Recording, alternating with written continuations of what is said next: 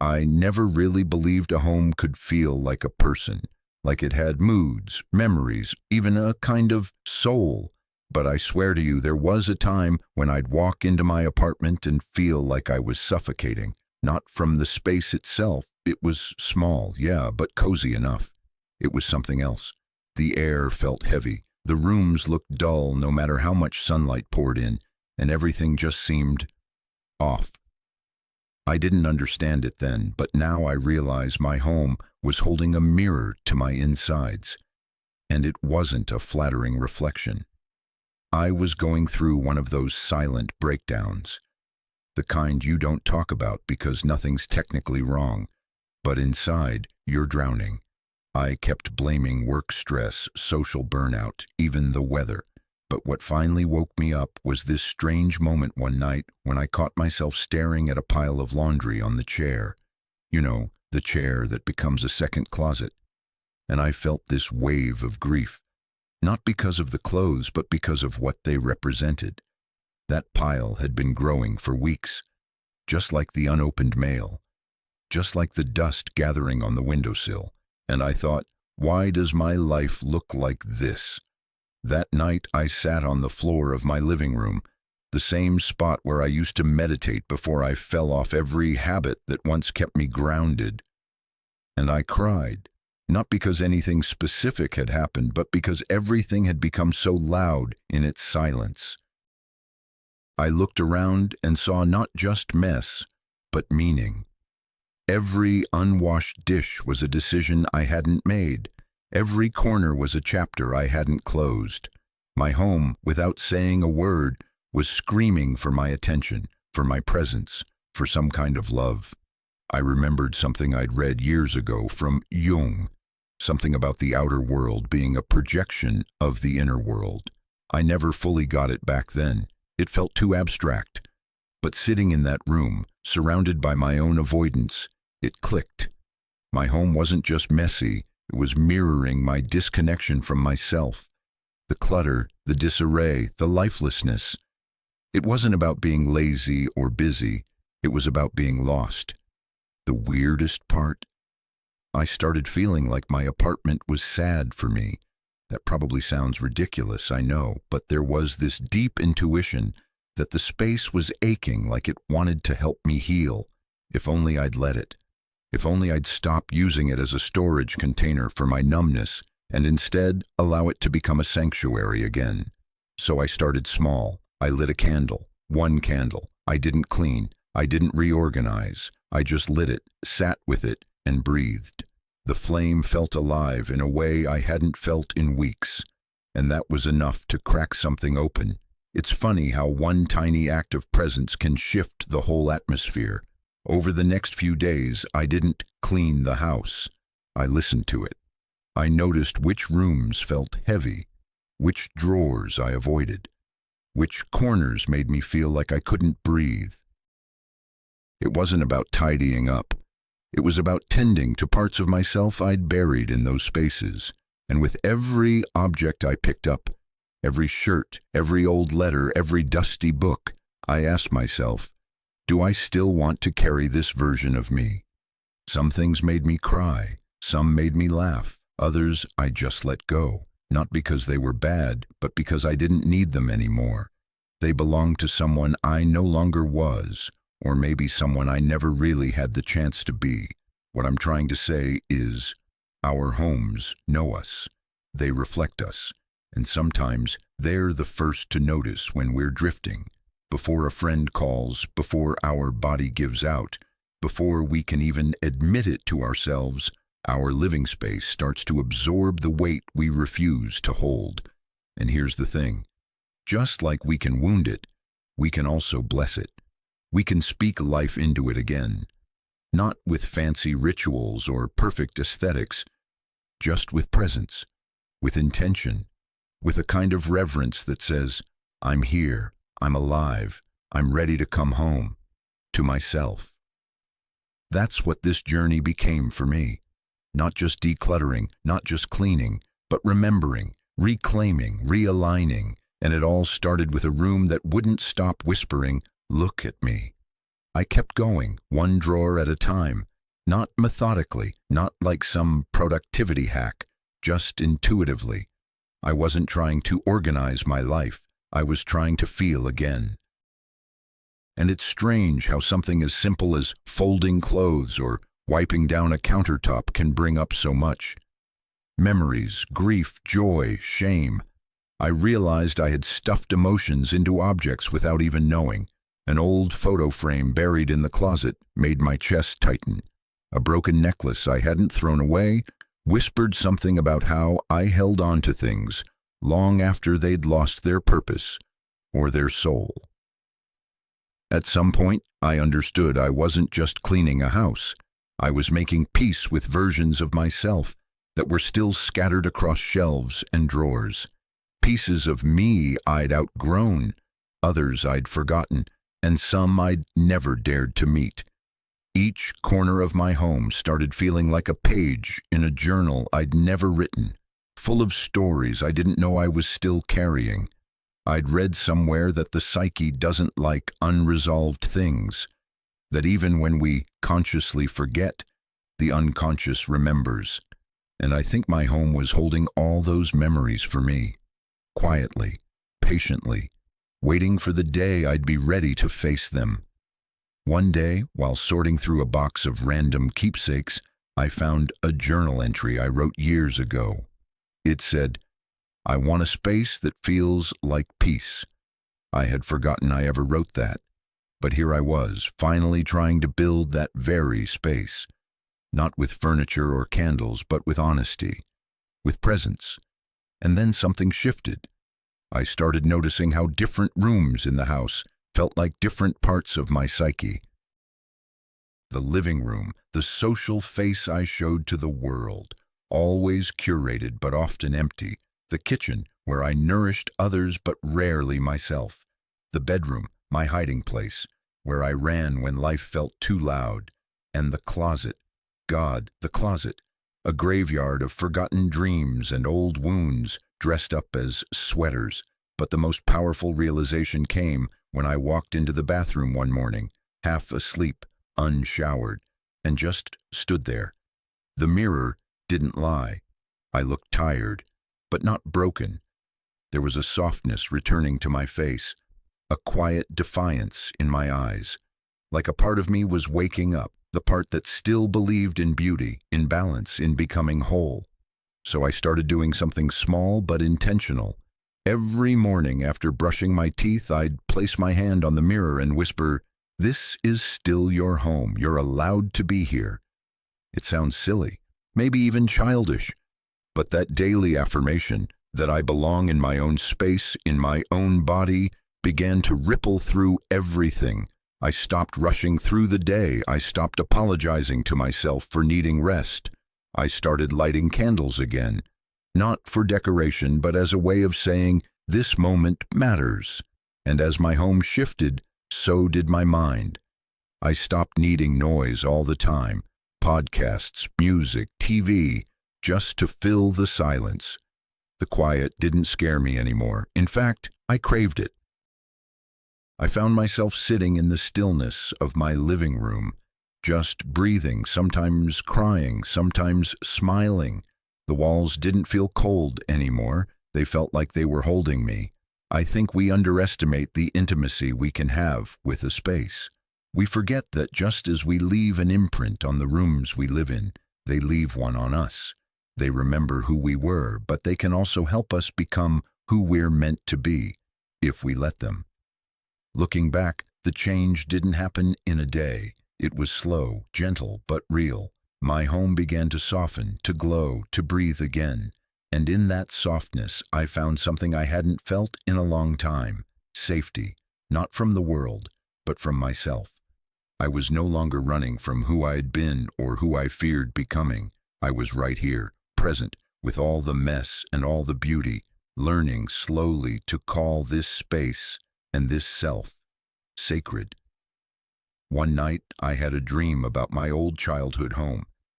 It wasn't a nightmare, but it left me uneasy.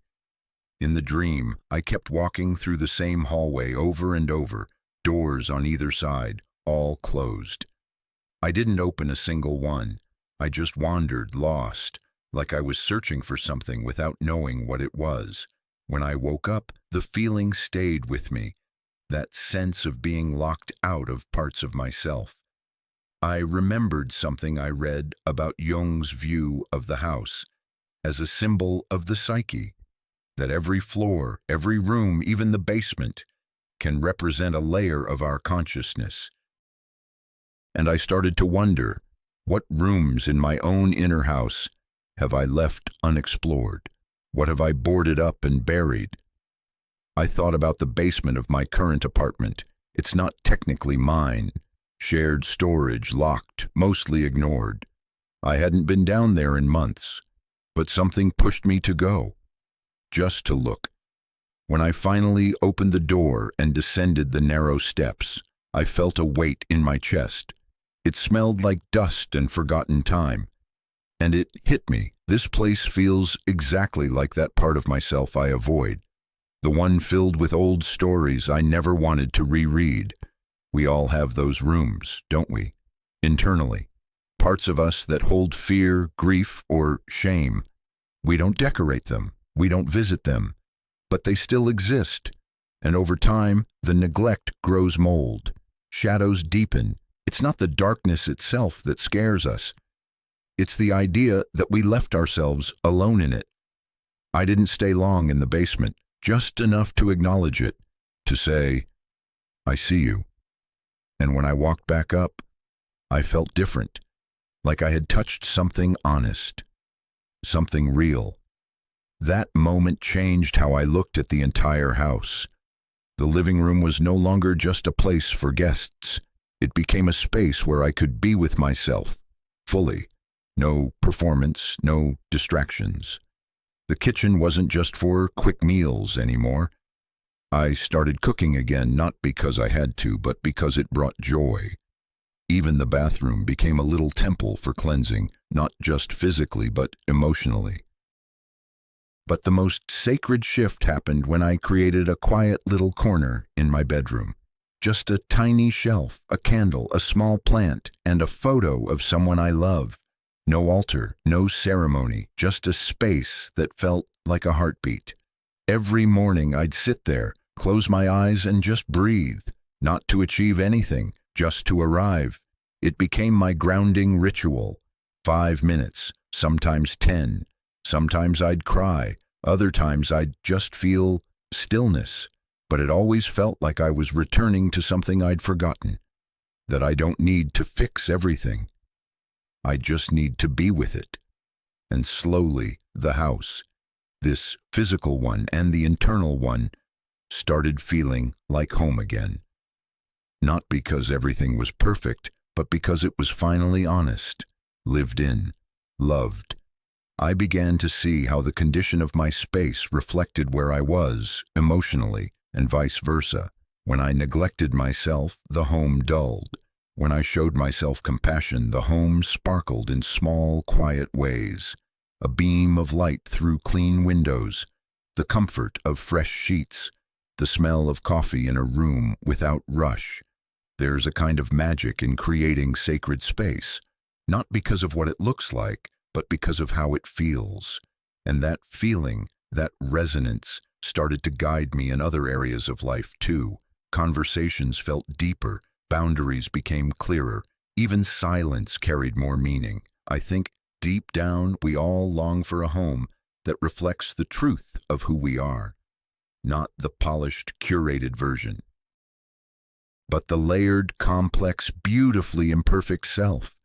A home that doesn't just shelter us, it welcomes us, challenges us, holds us, teaches us, and maybe, intending to it, cleaning, rearranging, blessing it, we're really tending to the soul that lives inside, reminding ourselves that we're worth the effort, that presence is enough, that healing doesn't always look like breakthroughs or revelations. Sometimes it looks like lighting a candle in a quiet corner, and finally, feeling seen. One morning, as the light streamed through the windows in a way it hadn't in months, or maybe I just hadn't noticed, I felt something shift, not outside, inside. It wasn't dramatic, no thunderclap or revelation, just a deep, grounded knowing. I was safe here. For the first time in a long while, I didn't want to escape my own space. I wanted to inhabit it, fully, consciously. That day, I started speaking to my home. Not out loud, not like a conversation, but with intention. Every time I lit a candle, every time I opened a window or fluffed a pillow, I whispered a silent blessing. Let this be a space of peace. Let it hold me with grace. It sounds simple, maybe even unnecessary, but something changed in the energy. The home softened. Or maybe I did. I realized then that blessing a space isn't about rituals or traditions. It's about relationship. It's about declaring, this space matters, I matter. There's something powerful about living with that level of reverence. About treating your environment not just as a container, but as a co-creator of your life. That weekend, I chose a small corner of my home to become what I now call my anchor space. Nothing elaborate, a chair, a candle, a soft blanket, and a few meaningful objects. A place where I could return to myself. I didn't go there to escape the world, but to return to it more whole. Each morning I began lighting the candle and sitting in stillness, even if just for a minute. It became less about the act and more about the message. You are worth slowing down for. It was a counterspell to everything outside that screamed urgency, performance, noise. In that silence, I started to hear myself again. Not the anxious loops or the critical voices, the deeper self, the one that had waited patiently beneath all the layers. And that's when the blessing became more than a routine. It became a way of being. I'd walk through the house with slow, mindful steps, letting my hands brush the walls like you'd touch the shoulder of someone you love. I started saying things like, may this kitchen nourish more than just hunger, and may this bed be a place of rest, not avoidance.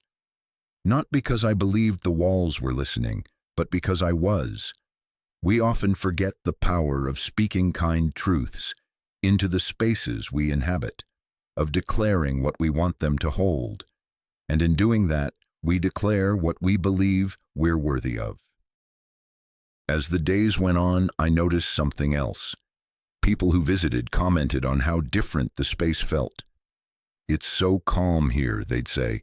I feel like I can breathe.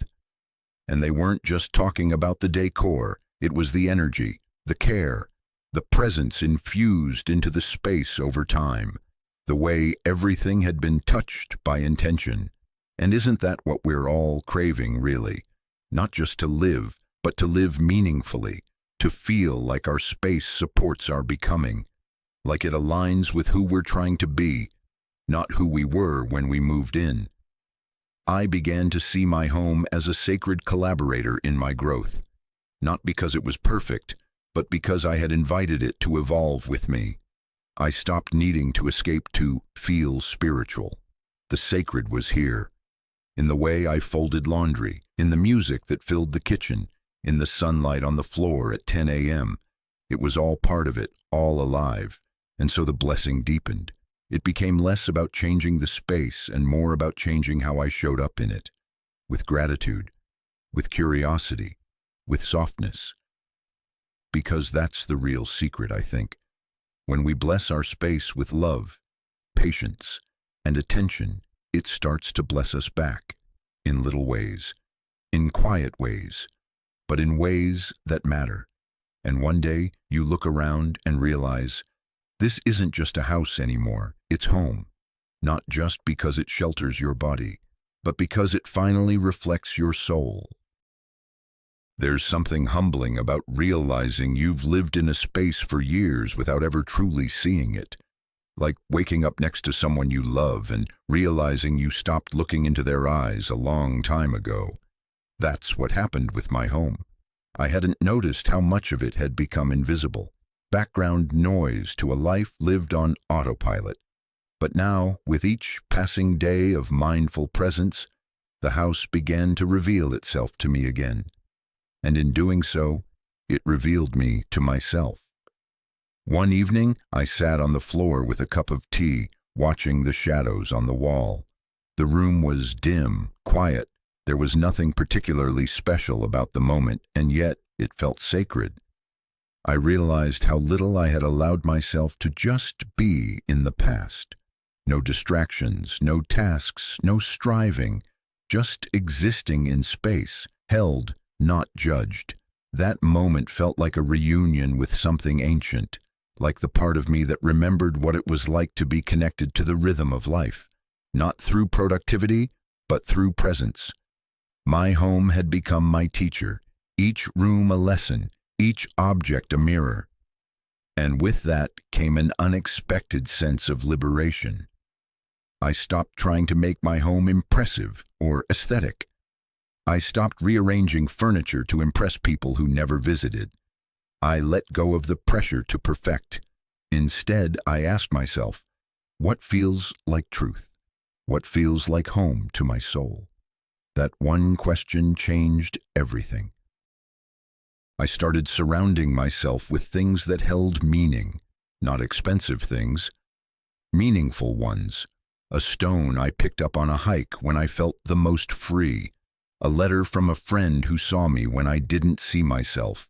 A blanket that smells like the arms of someone I miss. My home became an archive of my becoming, not curated for others, but curated for remembrance. Even cleaning became different.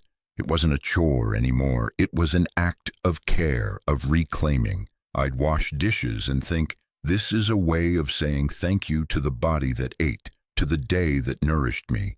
I'd sweep the floor and feel like I was sweeping away stale energy, making room for something new to arrive. There's a deep power in treating the mundane as sacred. It transforms everything.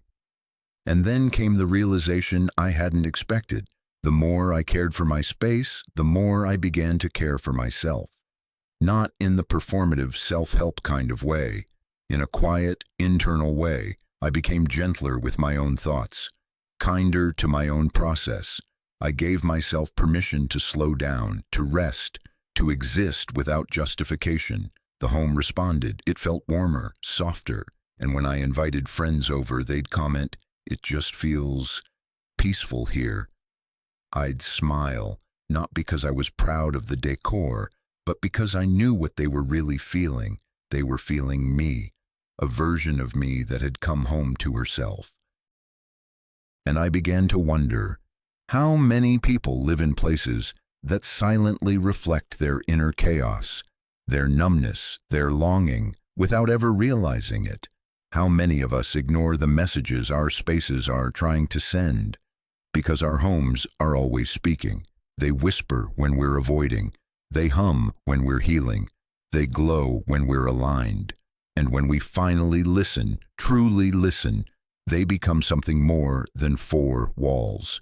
They become living prayers. They hold us, teach us, and if we let them, they help us remember who we are when the world forgets. That, to me, is the essence of blessing your home. It's not about incense or words or rituals, though those can help. It's about the intention, the relationship, the sacred decision to turn a place into a mirror for love, healing, and truth. And once you do, you'll never feel quite as alone again, because the space will hold you, and more importantly, you'll start holding yourself. The more I lived in this new rhythm, this slow, mindful communion with my space, the more I noticed something remarkable. My inner voice changed. It grew quieter, softer, less cruel. Where once there had been judgment, now there was compassion. Where there had been resistance, now there was curiosity. And I'm convinced that shift didn't start in my head. It started with my home. We don't talk enough about how the environment shapes us, not just practically, but emotionally, spiritually. The way sunlight moves through a room, the way the air smells in the morning, the feeling of returning to a place that welcomes you. These things matter.